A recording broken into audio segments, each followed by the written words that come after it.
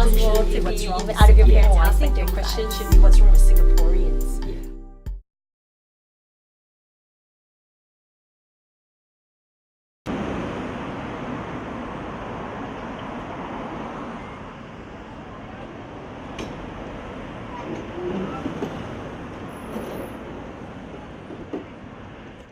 Hi, we've been spending the early part of this program talking about public transportation, the MRT, the taxi drivers, the buses and all that.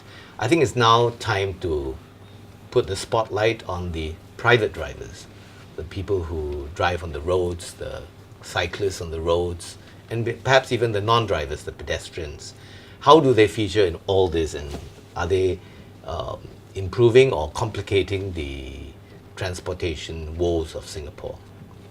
This time I'm going to start with Mr. Gulati. So when you say private transport, the first thing that comes to my mind is the cost of owning a car in Singapore.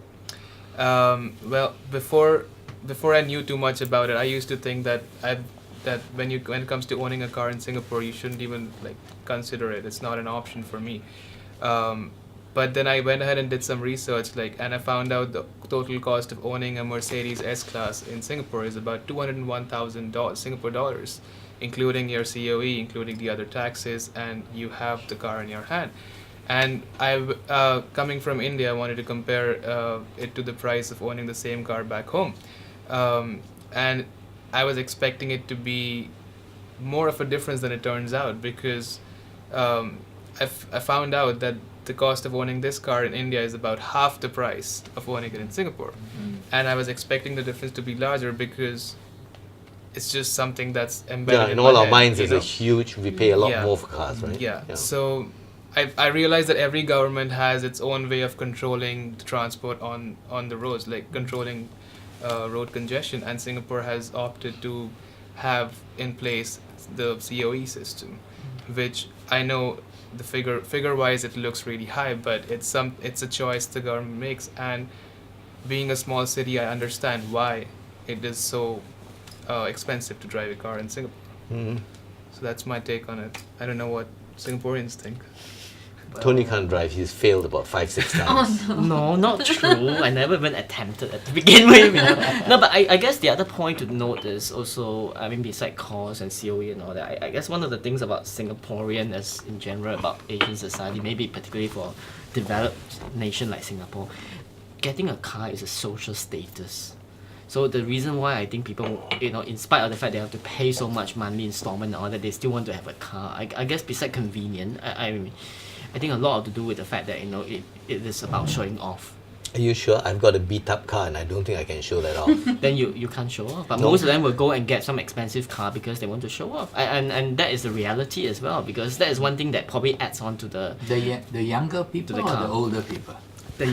well, I mean, I don't know whether younger or older, but I guess those who started work, even they can't afford, they do. And I think I see it on the ground that a lot of people do that. So we are responsible for adding to the congestion on the road. I think we are part of the problem, to be honest. I mean, beside the fact that it's expensive, and the government have found many ways to try to rectify it, even with COE, but I don't really see the car going down, or the number of cars going down. Well, initially, they say scrap one car, buy one car. Yeah. But then I suppose an accountant said, hey, we can make some money, so let them pay and then let more cars on the road. Not I'm quite. sorry, I it think the started that way, expectations of the scrap. young people also is that they want to own cars. Yeah.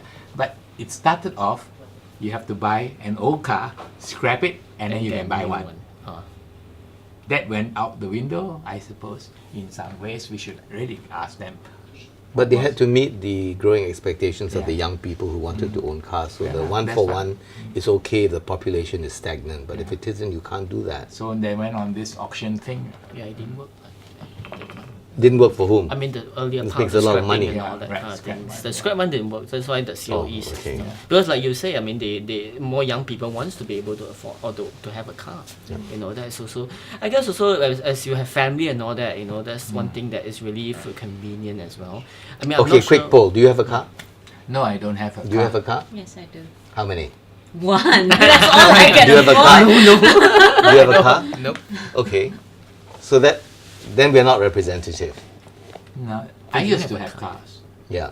but I find that it's almost why should I pay so much more when I really don't have to go and show off?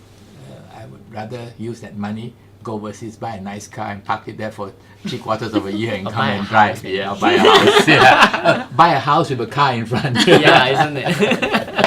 But that's Sensible what choice. they want here, right? Yeah. Like that's exactly what Singapore wants you to think. You want to buy a Why house do you with a want- car in front. but not here. Not here. You know. We have cars that are weekend Weekend cars. cars. That's right. Now, I think there are a lot of unhappy people with whenever they see a red label car, they get almost as annoyed as. No, I cannot be sexist. They get almost annoyed. Okay. Yes, you were saying. Yeah, go on. Yes, you were saying. But what do you feel about? Since you're not drivers, you really don't have any strong feelings about the red label cars, right? I mean, I think that it's probably people who opt for that particular choice. It's really a financial consideration. I mean, the status thing. Okay, maybe I can understand a proportion of it, but I do think that for quite a lot, people are willing to spend that money, especially when they have kids and they're looking after their elderly parents. Right. You know, they in a way it's well, we can consider it a luxury, but honestly speaking, if you're trying to ferry your family around, you do need a car in that respect. So yes, our government chose this system, but I guess one thing I wanted to kind of toss into the equation was it is a measure, but is there possibly another way where precisely that demographic I'm talking about, you know, a family that's trying to look after elderly, you know, parents and also children, they need the car to get around, you know. And the way that it's going, the higher the COE goes, it's really just a particular percentage of the social strata who are going to be able to afford cars, not just one, two. But what about those families that can't even afford one? So it does Yeah. penalize those. It who cannot does afford it, penalize. right? So I mean, yeah, that's just. Perhaps they That's a should good have a point. point system. So many babies, how many points, so many elderly, so many points. Then when you reach a certain point, you pay a discount to that way you can equalize in a way. But there are many ways that they should get the opinion of people and a forum. But you see, our system is we know best. We hired the best, so they all think it through, and here's it, given to you. But the people that make the decision don't even take the taxi or take the public transport. You have a point So there. that's another exactly problem. what I'm saying. Yeah. Probably, you know, it's from the ivory tower again. Yeah. I also think that some of the solutions are enmeshed with the development of the public transport system. When that improves, then it is easier to transition more to public transport. But for some families, it is very difficult, especially when they are not disabled friendly, and things like that. You see, so it's a problem of transition. I'd like to bring this discussion to a close, and perhaps on a slightly surprise note, because I just learned that Sharon here is a rock singer, and we'd like to end with one of her songs. Good night.